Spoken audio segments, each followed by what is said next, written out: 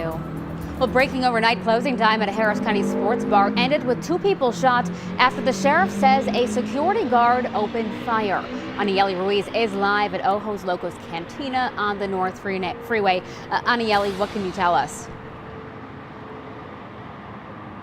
Well, Lauren, this all started when a security guard asked the people to leave the restaurant because they were closing, and that's when things got hectic. Now, a fight broke out between the security guard and several people there, and according to the sheriff, the armed security guard pulled out his weapon and shot 2 people.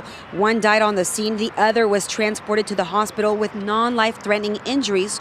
Officers tell us they're interviewing everyone here at the scene. They're collecting video of all the people here involved. At this time, no charges have been filed. Now, the restaurant did have 3 security guards last night. They did not belong to any agency.